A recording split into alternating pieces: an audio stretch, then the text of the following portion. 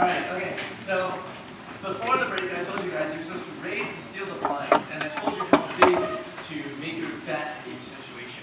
But now we gotta talk about which cards to do this with, right? I haven't talked about cards at all. I just said steal the blinds, you know, how big to make your bet, but your cards have to matter, right?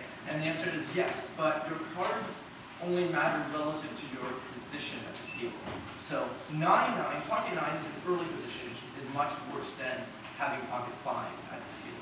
So I'm going to go through the names of the positions because this is very conventional terminology.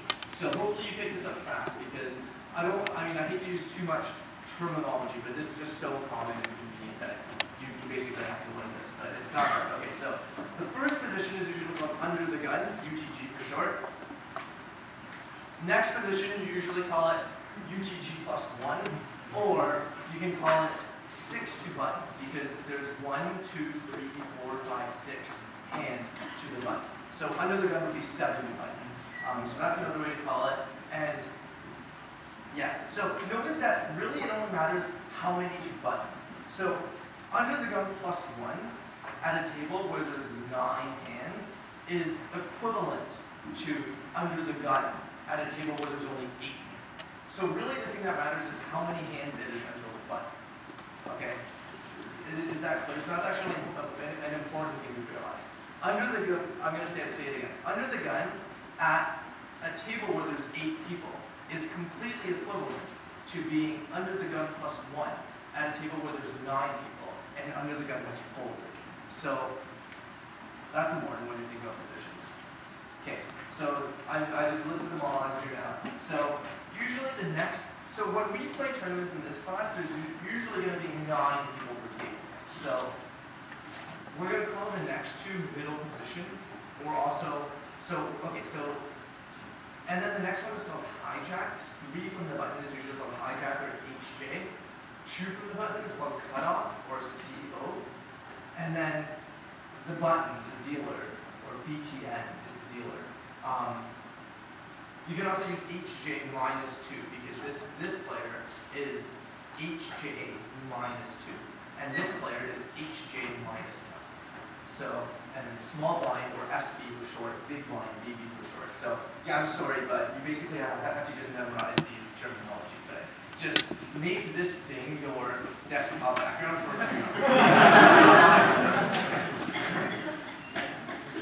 Okay, so notice that when the dealer raises to steal the blinds, he only has to get through 2 players to win the blinds. That's why being the dealer is so good, right? You want to be the dealer because the dealer can get the blinds really easily because he gets to act last. He gets to make his decision last.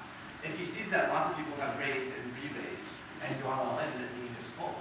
But if you're the hoop at the beginning, you have to make a decision of whether to wager chips before you see what the other players do. So it's better to be in later position. So just a warning, the dealer button can move, right? This is kind of obvious, but you know, the dealer button isn't necessarily always here. The dealer button can be here. The dealer button moves around the table, so when you're playing, just be careful. Okay, so now I'm going to give you some exact types of hands to raise, but not go all in. So I'm talking about the first 3 situations. So remember when we had the rule of thumb, I said how big to raise to. Now I'm going to show you the hands you should be raising from each position in the first 3 situations when you're not going all in. So I don't have like mathematical proofs of why you should raise exactly this set of hands, but empirically this is a good set of hands to raise. So okay, so the notation should be fairly clear. So ace, ace, king, king. So this is the first position as left hoop. So you're 7th of the table. So there's 8 players behind you with cards. You should raise ace, ace, king, king, queen, queen, jack, jack, ace, king, ace, AKS. That means ace, king suited. It means ace, king of the same suit. Okay, so suited hands are better than non-suited hands. I hope everyone realizes that, because you can hit flushes a lot more likely. So ace king suited, then ace king offsuit, pocket tens. So notice in the list I wrote here, I put the hands approximately in descending strength. So a good thing to know is ace king is worse than pocket jacks, but better than pocket tens. I mean, there are situations where pocket tens is better, there are situations where ace king is better than pocket jacks, but as a general rule of thumb, this is about where ace king goes in a higher of poker hands. The best hand is aces, then kings, then queens, then jacks, then ace king suited, then ace king offsuit. Okay, so this is a good thing to keep in mind. Then pocket tens, then ace queen suited, then ace queen offsuit, then pocket nines, ace jack suited, king queen suited, pocket eights. Okay, so this is approximate, but it's good to sort of know where king queen lies relative to ace jack, relative to 8-8, etc. Like there's probably even though pocket twos has a pair, and ace king does not have a pair. Ace king is way better than pocket twos. Ace king is better than pocket tens, right? So this is a good thing to know. So these are the hands I recommend you raise from this position for now. You might watch some movies of world-class players raising like 5-4 suited from this position. And the reason, even though they're not wrong, the reason I would recommend it is because hands like that, you need to be very experienced playing postflop to raise properly. So this is sort of a tight range, this is sort of like a very risk-adverse range. These are all very good hands to raise from here, but I suggest people being fairly risk-averse, fairly cautious. So this is the range I'm going to suggest. Okay, now let's go to the next one. So at the next one, we're in a strictly better situation. So we're going to raise all the hands we raised before, right? So the hands in black are the hands that we raised from the previous position. And the hands in red are the hands I suggest you raise in this position that you didn't raise in the previous position. So I'm not going to go through all of this. You can look at this yourself. But yeah, I suggest you have pocket sevens, ace jack offsuit, king queen offsuit, ace 10 suited. So what ace queen plus means is ace queen suited or unsuited. Plus means ace king is strictly better than ace queen. So ace queen plus means ace queen suited, ace queen offsuit, ace king suited, ace king offsuit. Hopefully the notation is clear. Okay, so yeah, we'll go through. Right, so these are the hands you got. Don't worry if you don't catch all this. You can look at the slides, and while you're playing, you can just have the slides open so that you know what hands to raise. Okay, but now, wait a second. What if I had a good hand, but under the gun plus one didn't fold, right? Like previously here, when I was talking about what hands to raise, it was assuming all players before you folded. Now, what if you're in a situation like this? You have a good hand, but under the gun raised. Okay, so to figure out what to do, we need to understand something called equity. Equity is basically the probability you win the pot. Okay, so it's an expectation over two basically independent probability distributions. And the two distributions that are uncertain is one is your opponent's hand. Your opponent's hand is a range of hands, because you don't know what his hand is. So, your opponent's hands, even though his cards are fixed, you think about his cards, you think about this being a probability distribution, because you think about his cards as coming from a probability distribution. And you assign a distribution and you Bayesian update it as the action unfolds. So don't worry if you don't understand what all these mathematical words mean, it doesn't matter that much. So it's important though that to realize that your opponent's hand, you think about it like something that's not assigned, it's a variable. And the second probability distribution is the 5 cards, or if it's already a flop, the 2 cards or whatever, the cards that are yet to come on the table. So equity is basically the probability that you win the pot with the expectation with respect to these 2 probability distributions, these 2 random things that are in your hand. Okay, so the important thing is your opponent's hand is a random thing, even though in reality it's a fixed thing, but you think about it as a random thing. So Poker Stove is a nice software to calculate this. It's fairly self-explanatory to use. Download it here, so you can do this later. Email me if you have questions. Okay. So how much equity do we need? Okay, so let's say in this situation, we got to put in $120, right? We got to put in $120 After which, how big will the pot be? If after we put in $120, how big is everything plus together? It's 120 plus 120 plus 40 plus 20, which is 300. So you would need to put in 120, after which the pot would be 300. So for this to be a profitable play, you essentially need to win approximately 40% of the time. Okay, does this math make sense to everyone? Everyone's following? Okay, so you need to win about 40% of the time. Okay, so from the small blind, because you already put in some money, the numbers are slightly more favorable. You only need to be 36% to be profitable. From the big blind, you only need to be 31%. You can calculate these numbers for yourself. Okay, so basically you need to calculate how much equity your hand has and see whether it satisfies these percentages. But there's two additional factors. One is, am I in position post-flop? So if you're behind your opponent, then you get to act after the post-flop, right? Which is good for you because you get to see what they do. So you can essentially add some, you can essentially subtract from the equity. The second factor is how many players behind me do I have to worry about, right? Because in the example with pocket jacks, you can call, and one of these other guys who hasn't done anything yet behind you, there's 6 players behind you, they can pick up like pocket aces, and then you could be really screwed. So you have to worry about that. So these are just approximate rules.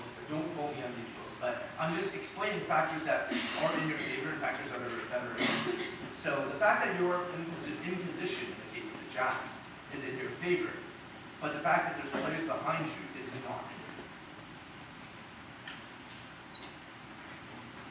Right. So now I'm going to quickly show you how to do an equity calculation. It's very easy. So remember, this is the situation, and let's assume our opponent is taking this class, which is a fair assumption because you're playing in the league with only people from this class.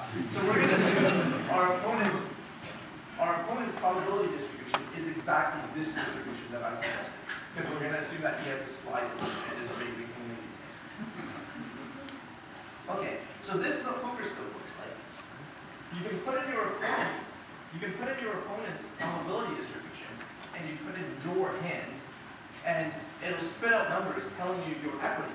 And this equity does take into consideration both of the two probability distributions I talked about. And it averages over your opponent's hands, and it averages over the 5 cards that can come on the table. And it tells you that you have 53% equity, which is way more than 40% immediately or whatever. So we should definitely at least be calling. We definitely shouldn't be holding our pocket jacks in this situation. In fact, we should be raising because we've got more than 50% equity. It's in our favor that if money is put in 1-to-1, right? If we raise, he's got to put in money, and it's in our favor. So, okay, now let's look at the same situation with ace-queen suited. If you plug in the numbers, ace-queen suited is a lot worse than pocket jacks. It only has 43% equity. But the thing is, from the calculation from a few slides ago, it suggested that we need only 40.3% equity, which we do have, so we can at least call. And then if we look at king-queen offsuit, so king-queen offsuit, if we go all the way back, it was a hand that I suggested you would raise from this position. But now, when Hout has already raised, you're doing pretty terribly. You only have 32% equity. You're basically getting crushed. So calling is not good. You don't want to call. Okay, so this is something I'll talk about more in a future lecture. The thing is, even if calling is not profitable, it's possible that raising is okay. So this is a very important principle to understand.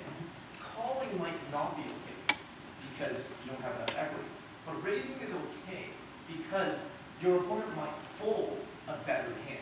So basically you're raising as a bluff.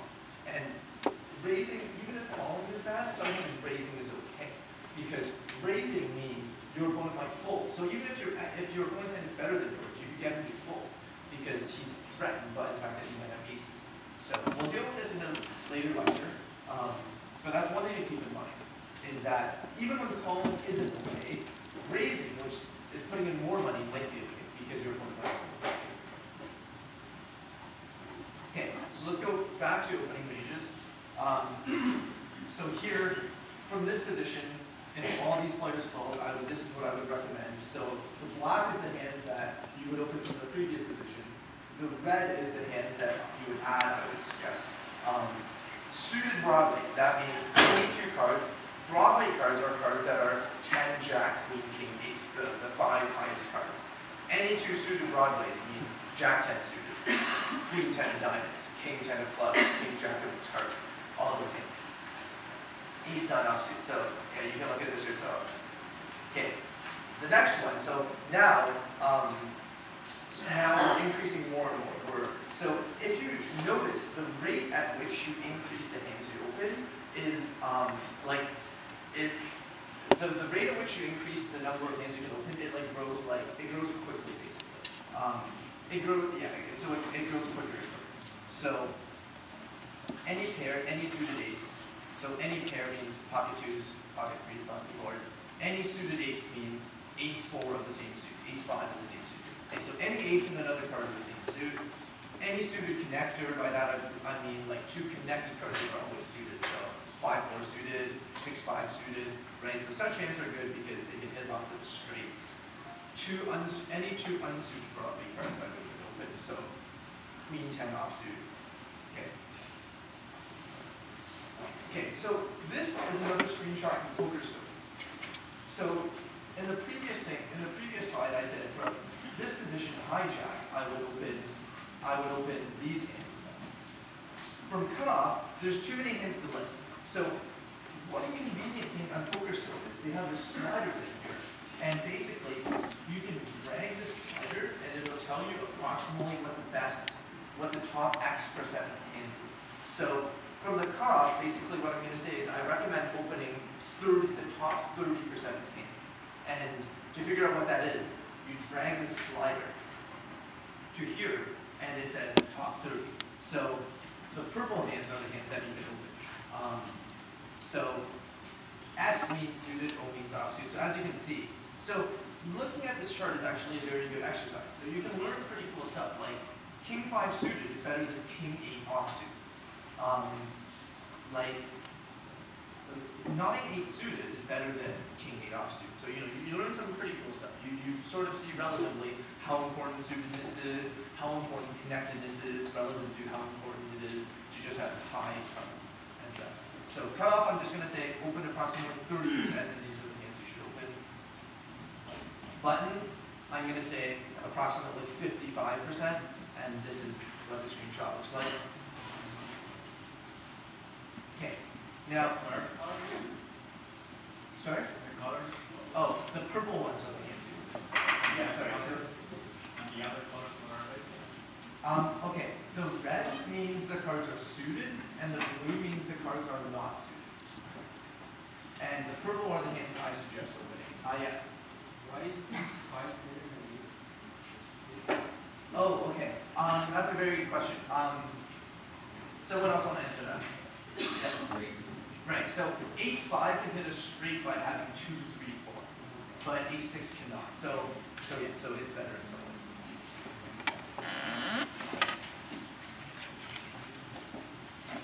Okay, so this is from the button. So yeah, I'm just going to quickly go through this. Okay, so now opening from the small blind. So let's compare opening from the small blind to opening from the left.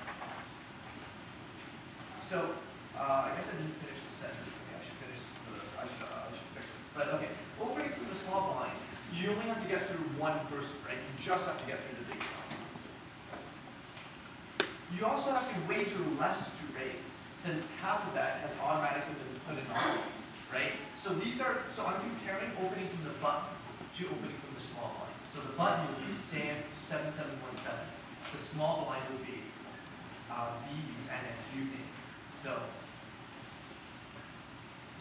advantages for opening with a small blind is you only have one person to get through instead of 2 people, so half as many people to get through. Also, you wager less to raise, since half of that has already been put in. But there's a huge disadvantage. The disadvantage is you're out of position. So if you raise from the dealer button and the big blind calls, right? The rules say that on the flop and on the turn and on the river, your opponent has to go first and then you go second, which is a huge advantage for you, right?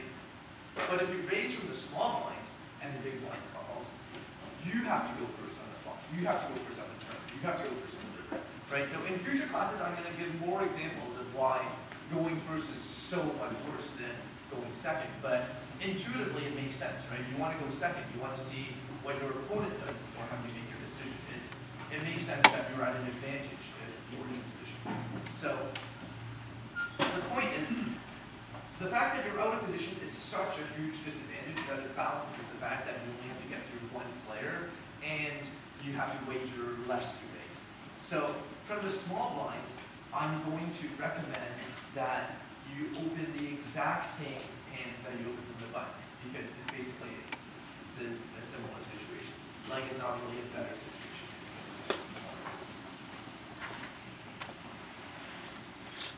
Okay, so now I'm going to do the same thing except for talk about all in hands. So all the hands that I told you to raise from before is assuming you had your effective stack was high enough such that you didn't have to go all in.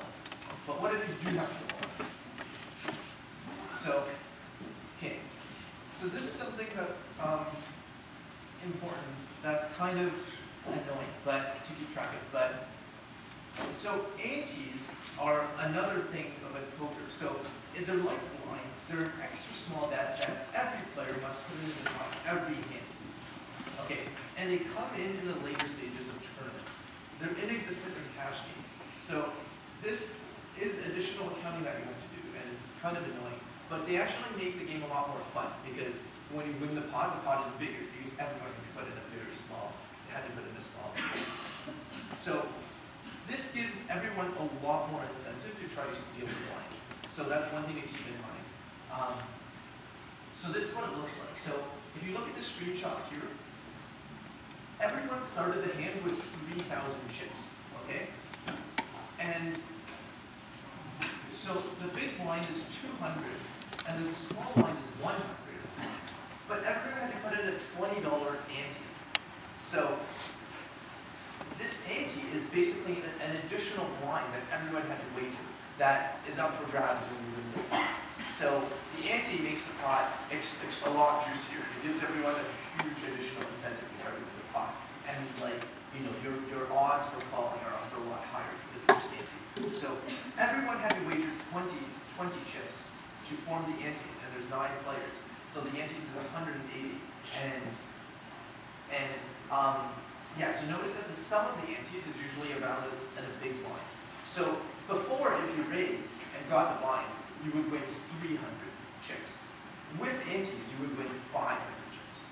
Okay, so it's an annoying accounting thing, but they make the game fun. Trust me, once you start playing tournaments, you'll realize how much more fun it is when there's antes, because you just win so many more chips when you win the pot, and it's fun to win lots of chips when you win the pot. So just to make sure everyone knows what they do. Okay. So preflop all-ins. So for preflop all-ins, I'm going to assume that there's antes. And the reason is because, like I said, antes come in the later stages of tournaments. And in the later stages of tournaments, you're likely to have not that many big blinds anymore. So you're going to be going all in more often. So the situations when you're going to be going all in are the situations where there are antes usually. So it makes sense for me to assume that there's antes. Okay. So now, a general rule of thumb is when you're at 15 big blinds, right? So I'm saying if you have 15 big blinds, you should go all in. And so if you have 15 big blinds and there are antes, you should go all in with exactly the set of hands that you would open. It's not a great approximation, but it'll do for you. So like, you know, if you have 15 big blinds from the button and it's folded to you, this is approximately what I would go all in with for 15 big blinds. It's not completely accurate, but it's I don't want everyone to have to, I don't want to give you a million different charts to look at, so it's a decent approximation.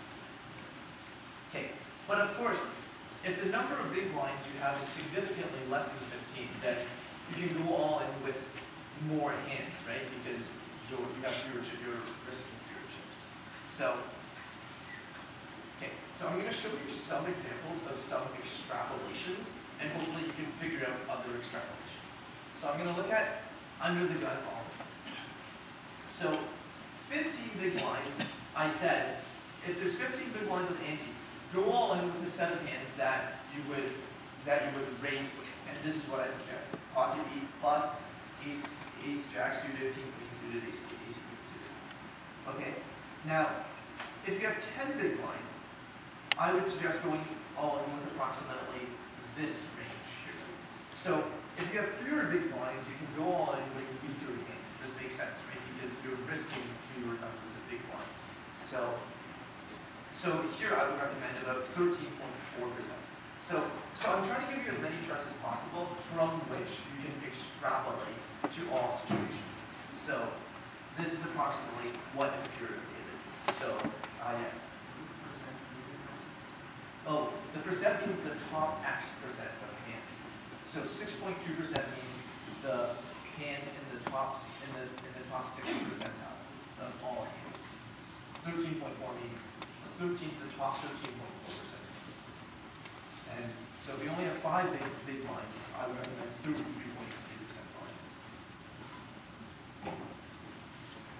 lines. Yeah, so I'm going to talk more about this. So I'm going to go into detail about all these things in future classes, but I'm trying to just give people a picture of everything in the first class so that people can start playing, basically. Okay. So another example of extrapolation, I would say, is from the hijack. So I'm going to do another one here.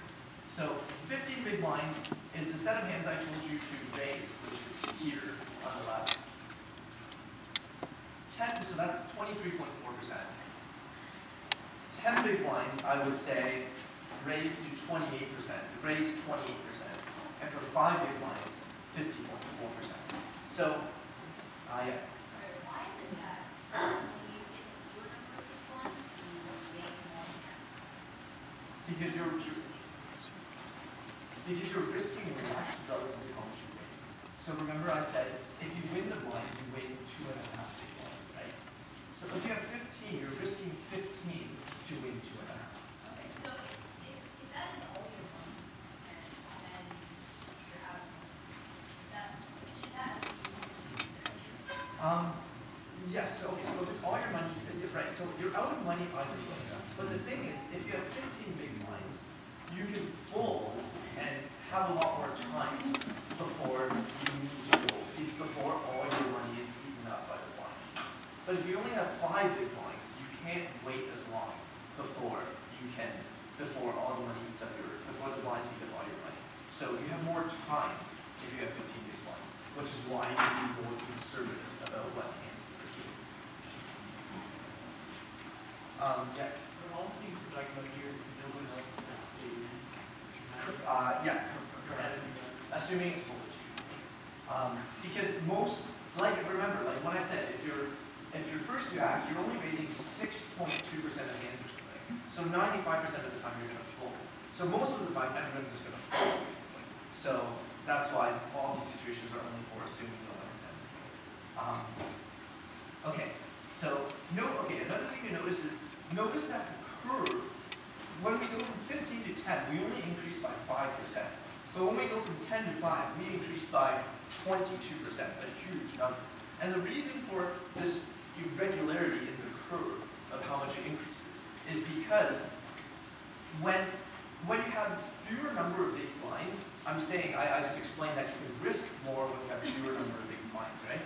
But the thing is, your opponents can also call more because they're risking less to call you. So when you have fewer big blinds, you can't just risk like crazy because your opponents are going to call you a lot more frequently when you have fewer big blinds. So that's why, even though when you have 10 big blinds, you can't risk that much because you're going to get called so much. But when you have 5 big blinds, the amount that you win is so high that you don't even care if you're called because you're still going to have some chance of winning. Okay, so does position matter? So when you're going all in preflop, position doesn't matter, right? So I explained earlier how before, if you could go second on the flop, it's very advantageous for you. But all this is complete garbage if you're going all in preflop because there's no more play postflop. So remember that earlier we said if your button opening range should be similar to your small blind opening range, because when you're in the small blind, you're disadvantaged by the fact that you're out of position. But this out of position disadvantage is gone from the small blind when you're going all in. So you can shove. So when you're going all in or shoving, you can shove a lot more hands with the small blind through the button. So yeah, so let's say you have 15 big blinds and there's antes. From the button, I would recommend shoving about 55%. But from the small blind, I would recommend shoving 75%. So notice that this is huge. I recommend shoving 5-2 suited. Like this is a really garbage hand, right? But it's no, but I am confident that it's actually a good play because you only have to go through one person and you're just winning so much and winning the blinds. Okay, so I'm going to finish off with an example that also sort of answers your question about how to call all hands. Okay, so suppose we're in this situation. We are Sam 7717. And this is the situation. Everyone folded to Ornavas, and Ornavas went all in, right? How many big blinds does Ornavas have? About 15, right? 3,000 divided by 200 is about 15. So he just went all in. This is the situation, and we're trying to figure out should we call. So what do we do? So let's look at the situation. We need to put in 3,000 chips to win about 6,500. Right? So we need 46% equity. The 6,500 comes from the 3,000 you put in, plus the 3,000 we put in, plus the 500 already in the pot. Right? So we need to put in, so we need about 46% equity for it to be a profitable call. Our opponent is shoving 23%, which is this range, which is these hands I highlighted on the left. So our opponent's distribution is this yellow distribution, and we have ace-8 of clubs. So should we call? So what we do is we plug it into poker stove, and poker stove will tell us that ace-8 suited has about 48% equity, which is good enough to call, even if there's 2 players left. So we do call. Okay, so Sam 7717 does call with ace-8 of clubs. Okay, now we're cutie pie 314 in the big blind, and we're dealt king of hearts, queen of hearts. And we know that this is the situation for our 2 opponents. Now we've got to think, should we call? So now our calculation is quite complicated, because this is our analysis. Our analysis is, we got to figure out what Sam 7717's range is. That's a hard one to figure out. We need to figure out what Sam 7717's range is. And so basically, you've got to put yourself in his shoes and ask him. You perform the same calculation that he did and ask yourself, what's the set of hands that he would call it, right? And if you do the same calculation and you see which hand, so remember, Sam 7717 needed 46% equity. And if you just do some experimentation, you'll see that these are the hands with 46% equity or more. So this is Sam 7717's distribution of hands. Right? So we're assuming that we don't know that he actually has 8 ace-8 of clubs, but this is his distribution. So now we got to figure out what equity we need. We need to put in 2,800, right? 200 has already been put in, so we need to put in 2,800 to win a total pot of 9,300. So we need about 30% equity for it to be a positive expectation, call. And it turns out that if you put king-queen suited, against this range, so on poker stove, you can give one player this range, 23%, another player 11.8%. Give yourself king-queen suited. You'll notice that you actually have 36%, which is surprising because you don't even have an ace, right? It looks like, oh, if they have any ace, they're beating you. But the thing is, when there's 3 players, king-queen suited is a very robust hand. Because when you hit a king or a queen, you have a very big pair.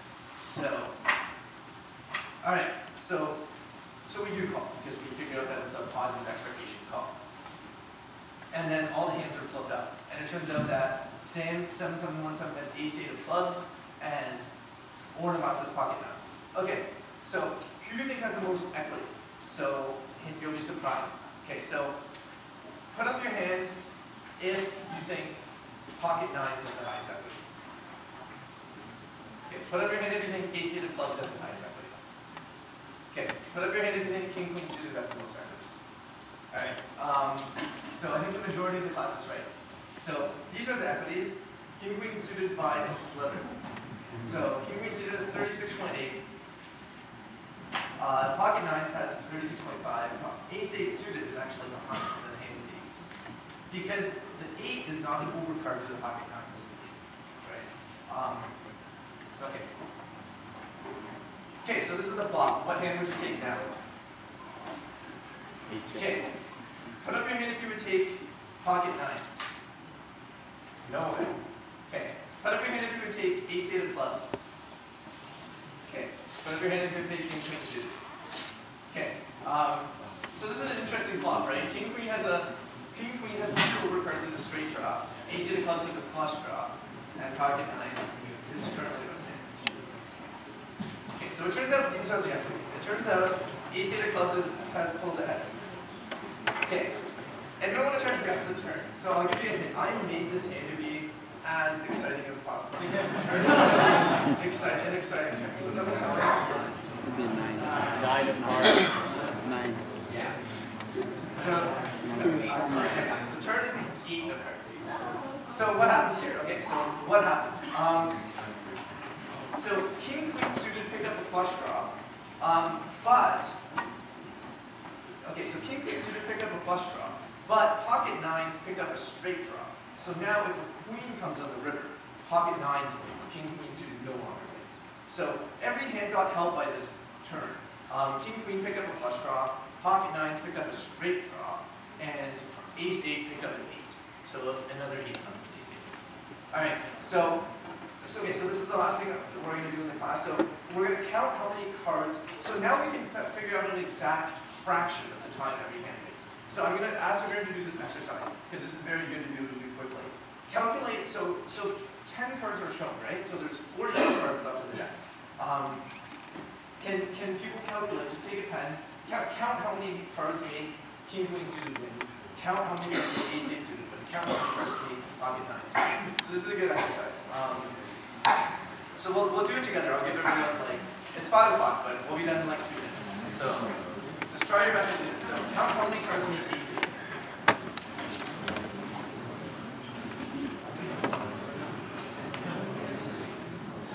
This is tricky.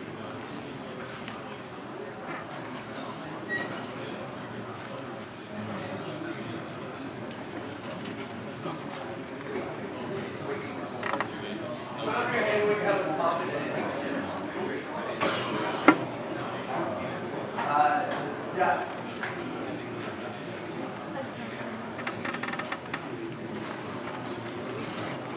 You have to calculate how many hands. It's probably the cards that would make 9-9. No, that's not correct. No. That's okay. Okay, so I guess I'll okay, so I'm going to show what everyone answers now. Okay, these are the answers. So this was tricky. This was really tricky. Okay, so it's okay if you get this. This was really tricky, but this is good to go through on your own because this is fun. This is good practice. This was tricky. So king queen 14. Where does it come from? There's 9 hearts. 9 hearts you win for sure for king queen. Okay, so that's 9 plus any king that's not the king of clubs makes you win, and there's 2 of those. So 9 plus 2 is 11. Any 9 that's not the 9 of clubs, but it can't be the 9 of clubs anyway, makes you win. So it's 9 plus 11, but we already counted the 9 of hearts, so that's only 1, so that's 12. Okay? So far that's 12 for king queen of hearts, but there's also aces. Any ace will make you win because the ace of clubs is already out.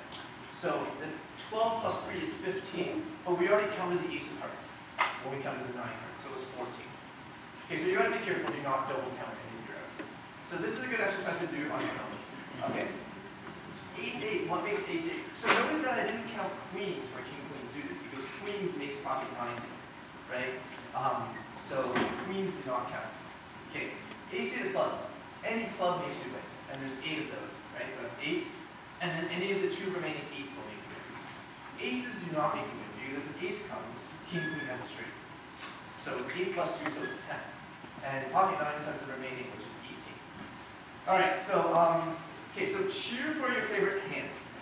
So say like heart, or club, or, okay, so 10 seconds, everyone cheer for your favorite hand. What do you, so okay, so like, yeah, so one thing you can say is like, my heart is feeling strong. You say that and you want a heart to come in. That's exactly what you say. Clubs always get there if you want clubs to come. Okay, so, alright, okay, so, yeah, so, okay, and then the river is the 9. Oh. Okay.